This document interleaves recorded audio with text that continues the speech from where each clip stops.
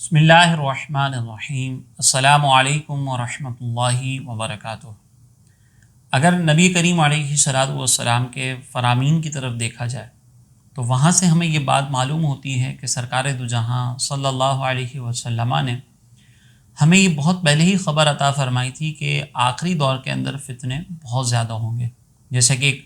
فرمان مصطفیٰ صلی اللہ علیہ وسلم کا مفہوم ہے کہ تم آخری دور میں فتنوں کو ایسے نمودار ہوتے دیکھو گے کہ جیسے تمہارے گھر پر بارش کے قطرے برس رہے ہوں۔ اگر ہم آج کے دور کو دیکھیں تو ایسا محسوس ہوتا ہے کہ گویا سرکار علیہ صلاۃ والسلام کی یہ غیبی خبر آج ہی کے دور کے لیے ہے۔ یقیناً جب ہم یہ دیکھتے ہیں کہ نبی مکرم صلی اللہ علیہ وسلم نے ہمیں خبردار کیا ہے کہ آج کے دور کے اندر یا آخری وقت کے اندر فتنے نمودار ہوں گے، تو ہمیں اس فتنوں سے بچنے کے لیے کوشش بھی کرنی ہوگی، جاننا بھی ہوگا کہ وہ فتنے کون سے ہیں، سمجھنا بھی ہوگا کہ اس فتنے کے ہم تک پہنچنے کے ذرائع کیا کیا ہیں۔ لہٰذا اگر ہم دیکھتے ہیں کہ آج کے دور میں سوشل میڈیا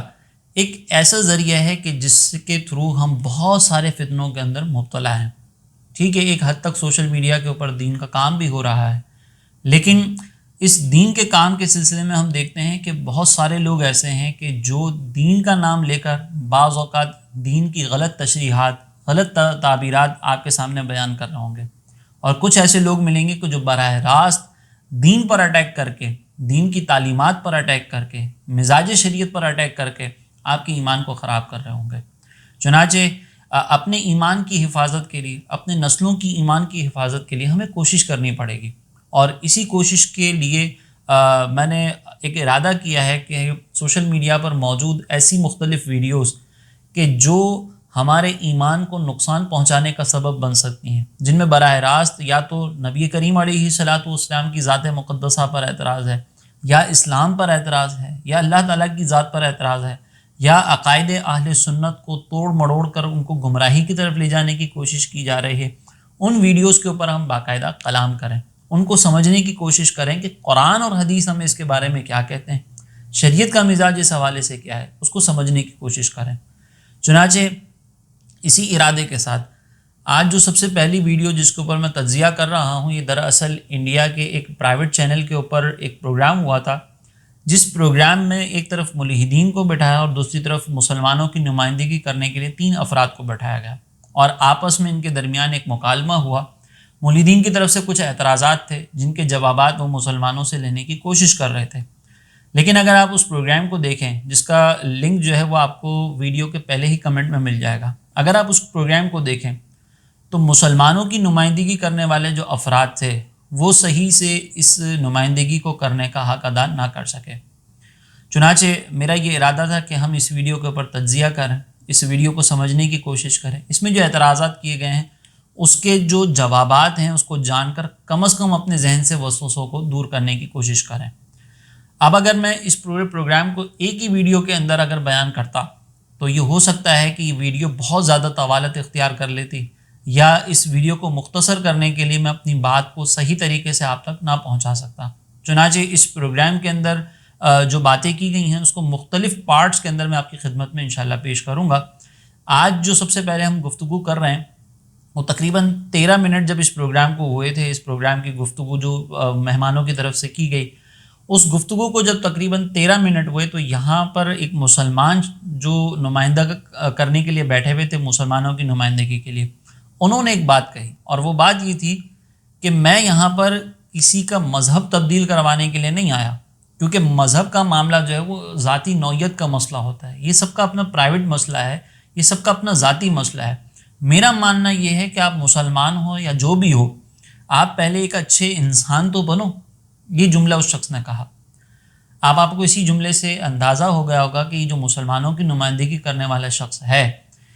یہ کس طرح کے نظریات اس پروگرام کے اندر پیش کر رہا ہے کہ مذہب جو ہے وہ انسان کا ذاتی مسئلہ ہے، اور یہ صرف اس شخص کا نظریہ نہیں ہے، یہ صرف اس شخص کی زبان سے نکلنے والا جملہ نہیں ہے،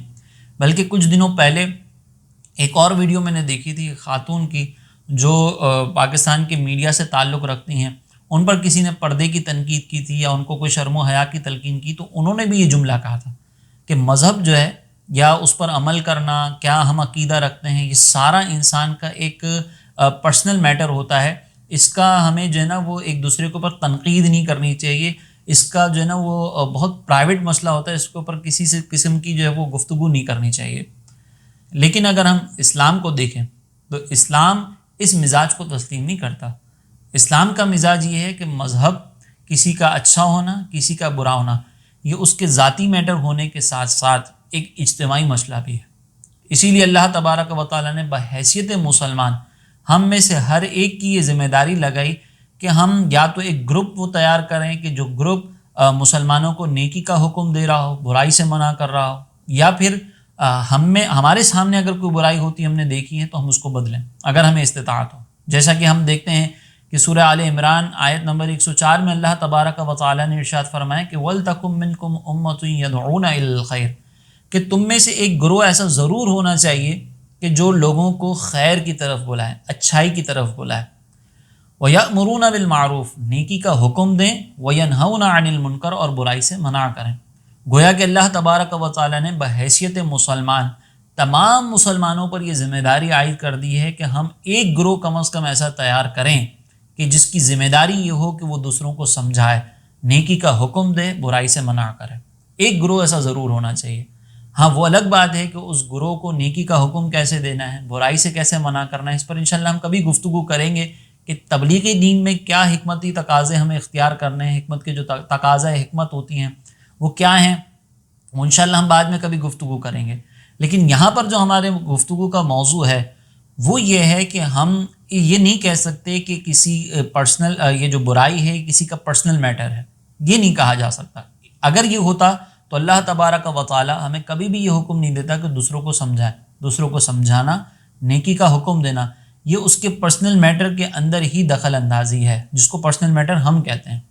اسی طرح نبی کریم علیہ الصلوۃ والسلام کا یہ بڑا مشہور فرمان ہے جو مسلم شریف کی روایت ہے، سرکار دو جہاں صلی اللہ علیہ وسلم نے ارشاد فرمایا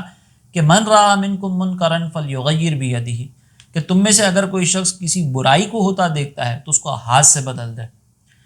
فإن لم يستطع، اور اگر وہ ہاتھ سے بدلنے کی استطاعت نہیں رکھتا، جیسے ہاتھ سے بدلنا یہ حکمرانوں کی ذمہ داری ہے، وہ قوانین مرتب کریں، پھر جو نمائندے ہیں ان کے، جن کو ہم پولیس کہتے ہیں، جن کو ہم رینجرز کہتے ہیں، جو لا اینڈ آرڈر پر قائم کرنے کے لیے طاقت کا استعمال کرتے ہیں، ان کے لیے یہ حکم ہے کہ وہ برائی کو ختم کرنے کے لیے اپنی طاقت کا استعمال کریں۔ اور اسی طریقے سے والدین ہیں، وہ اپنی نابالغ اولاد کو سمجھاتے ہیں، تو ایک ایسی مار پیٹ کے ذریعے والدین سمجھا سکتے ہیں کہ جس مار پیٹ سے بچوں کو کوئی زخم نہ لگے، ان کو کوئی اور ایسا نقصان نہ ہو، صرف ان کے دل میں ایک ڈر بٹھانا مقصود ہو۔ تو ایسی ہلکی پھلکی مار جس سے ڈر ان کے دل میں بیٹھ جائے تو وہ اختیار کر کے اپنے بچوں کو سمجھائیں، ان کے اندر سے برائی کو دور کریں، تو یہ ان کی ذمہ داری ہے۔ فإن لم يستطع، اگر کوئی اس کی استطاعت نہیں رکھتا، جیسے عام لوگ ہیں، علماء ہیں، مبلغین ہیں، وہ کسی کو مار کر، کسی کے اوپر اپنی طاقت کا اظہار کر کے، کسی کا گریبان پکڑ کر اس کو برائی سے نہیں روک سکتے، تو نبی کریم علیہ الصلوۃ والسلام نے اس طبقے کے لیے فرمایا کہ فإن لم يستطع، اگر تم ہاتھ سے بدلنے کی استطاعت نہیں رکھتے، اس درجے پر نہیں ہو، فبلسانہ، تو اپنی زبان سے دوسروں کو سمجھاؤ۔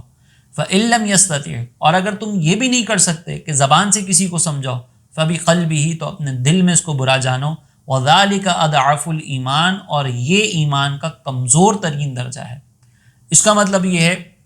کہ سرکار دو جہاں صلی اللہ علیہ وسلم نے ہمیں واضح طور پر بیان کر دیا کہ اگر ہم کسی برائی کو ہوتا دیکھ رہے ہیں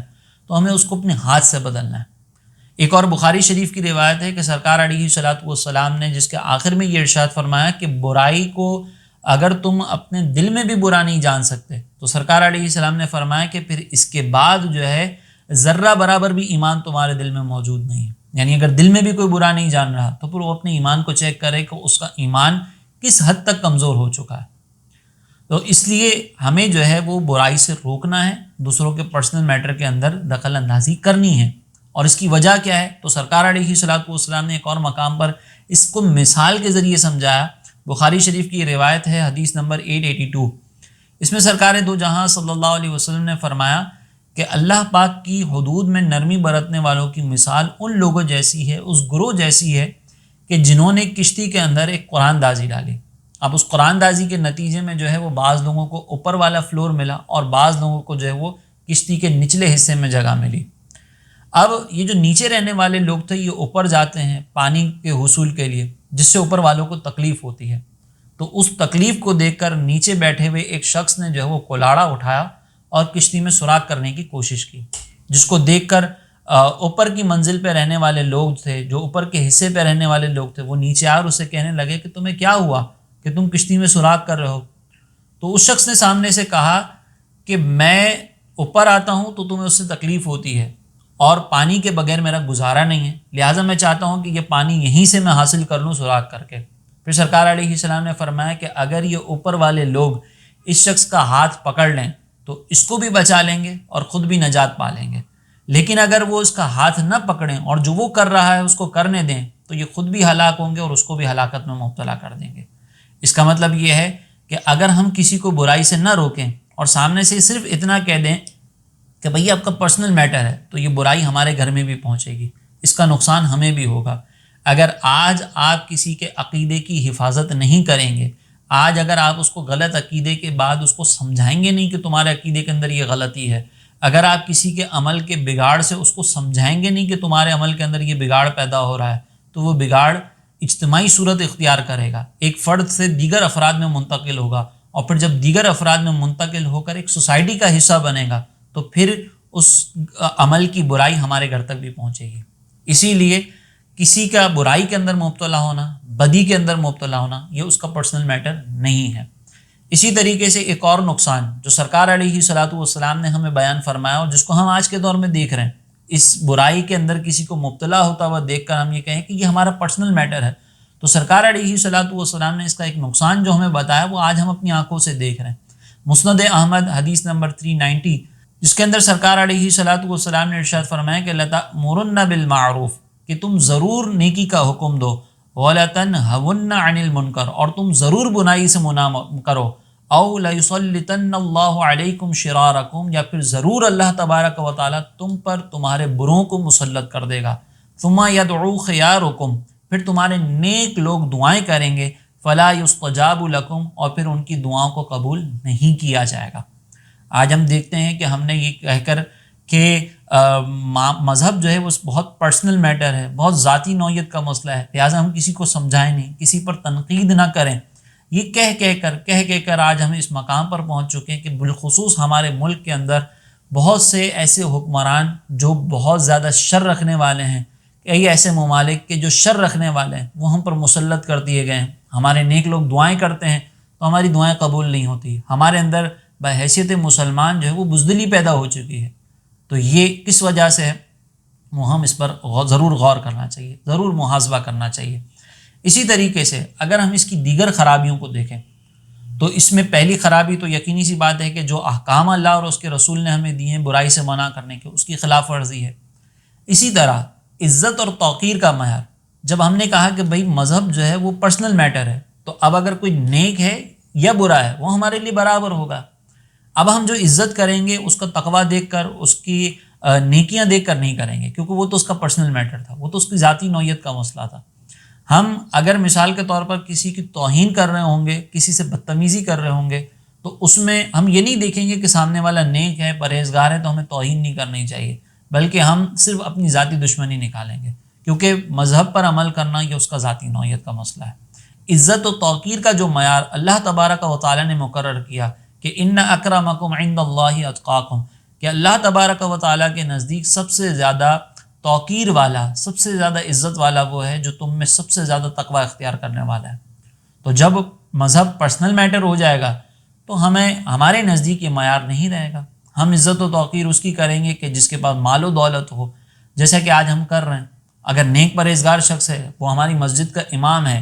تو اس کی سوسائٹی کے اندر وہ عزت نہیں ہوتی کہ جو ایک مالدار گناہگار شرابی کبابی کی ہوتی ہے۔ اس پر ہم غور کر لیں۔ پھر اسی طریقے سے جو آپس کے معاملات ہیں اس کے اندر آپ دیکھ لیں کہ اگر ہم یہی نظریہ رکھیں کہ مذہب سامنے والے کا ذاتی نوعیت کا مسئلہ ہے، تو پھر جو آپس کے معاملات کے اندر شریعت نے ہمیں مذہب کی بنیاد کے اوپر معاملات کرنے کا حکم فرمایا، ہم اس کو بھی نظر انداز کر دیں گے۔ جیسے اللہ تبارک و تعالیٰ کا یہ فرمان ہے سورہ آل عمران کے اندر، اللہ تعالیٰ نے فرمایا کہ لا يتخذ المؤمنون الکافرین اولیاء من دون المؤمنین، کہ مسلمان کو چھوڑ کر کافروں کو اپنا دوست نہ بنائیں، وَمَن يَفْعَلْ ذَلِكَ فَلَيْسَ مِنَ اللَّهِ فِي شَيْءٍ، اور اگر وہ ایسا کرتے ہیں کہ مسلمانوں کو چھوڑ کر کافروں سے دوستی کریں تو اللہ تبارک و تعالیٰ کا ان سے کوئی تعلق نہیں ہے۔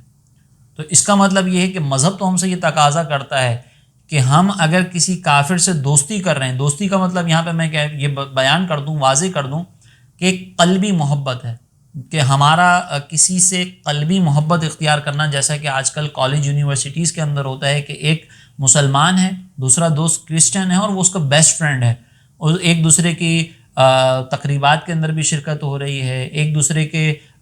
دیگر معاملات کے اندر بھی ایک دوسرے سے راز اور نیاز کی باتیں ہو رہی ہیں، ایک دوسرے کے غم کے اندر جو ہے وہ غم محسوس کیا جاتا ہے۔ یہ قلبی محبت جو ہے اس کو اللہ تبارک و تعالیٰ نے منع کیا ہے، اور ہماری کالجز میں، ہماری یونیورسٹیز میں جو دوستیاں ہو رہی ہیں اس کی بنیاد یہی نظریہ ہے کہ مذہب اس کا اپنا ذاتی مسئلہ ہے، ہم دونوں ایک دوسرے کے مذہب کے بارے میں کوئی بات نہیں کرتے۔ حالانکہ نبی کریم علیہ الصلوۃ والسلام کے صحابہ کا انداز اگر ہم دیکھیں تو رحماء بینہم، کہ وہ آپس میں تو ایک دوسرے کے لیے رحمت اختیار کرتے تھے، وہ اشداء علی الکفار، اور کفار پر وہ شدت اختیار کرتے تھے، ان سے کوئی ایسا تعلق اختیار نہیں کرتے تھے کہ جس تعلق سے ان کے ایمان کو نقصان پہنچتا ہو۔ لیکن ہمارے یہاں پر ہم دیکھیں کہ مذہب ذاتی نوعیت کا مسئلہ ہے، مذہب اس کا ذاتی مسئلہ ہے، دین اس کا ذاتی مسئلہ ہے، یہ کہہ کر ہم نے آپس کی جو دوستیاں ہیں اس کے اندر مذہب کو نظر انداز کر دیا۔ باہر ممالک میں اگر ہم جاتے ہیں تو وہاں پر جو شادی کے معاملات ہیں، شادی بیاہ کے معاملات، اس میں لڑکا یہ نہیں دیکھتا کہ یہ لڑکی مسلمان ہے، صحیح العقیدہ ہے یا نہیں ہے، وہ یہ کہتا ہے کہ بھئی مذہب اس کا ذاتی نوعیت کا مسئلہ ہے، آپس میں نکاح کر لیا جاتا ہے۔ اور یہ صرف باہر ممالک نہیں بلکہ پاکستان میں بھی ایسا ہو رہا ہے، پاکستان کے کچھ ایریاز کے اندر بھی۔ تو خلاصہ کلام یہ ہے کہ اگر ہم یہ کہیں کہ مذہب سامنے والے کا ذاتی نوعیت کا مسئلہ ہے، تو ایک تو یہ نظریہ، یہ بات، یہ گفتگو، یہ سوچ اسلام کے مزاج کے خلاف ہے، لہٰذا ایک مسلمان کو زیب نہیں دیتا کہ وہ یہ کہے کہ مذہب کسی کا ذاتی نوعیت کا مسئلہ ہے۔ اور اگر ہم یہ ذاتی نوعیت کا مسئلہ کہیں اس کو تو پھر بہت ساری خرابیاں جو ہے وہ جنم لیں گی، اور اس خرابیوں کو روکنے کے لیے ہمیں یہ بات سمجھنی ہوگی کہ مذہب پر عمل کرنا، نیکی اور بدی، یہ کسی کا ذاتی میٹر نہیں ہے، بلکہ شریعت نے ہمیں اس بات کا مکلف بنایا کہ اگر ہم کسی برائی کو روک سکتے ہیں تو اپنی استطاعت کے مطابق اس برائی کو روکنا ضروری ہے۔ اللہ تبارک و تعالی ہمیں اس پر عمل کرنے کی توفیق عطا فرمائے۔ اس پروگرام کی جو دیگر ایسی باتیں ہیں جو قابل اعتراض ہیں اس کو لے کر ایک مرتبہ پھر اگلے پروگرام میں آپ کی خدمت میں حاضر ہوں گے، تب تک کے لیے ہمیں اجازت عطا فرمائے۔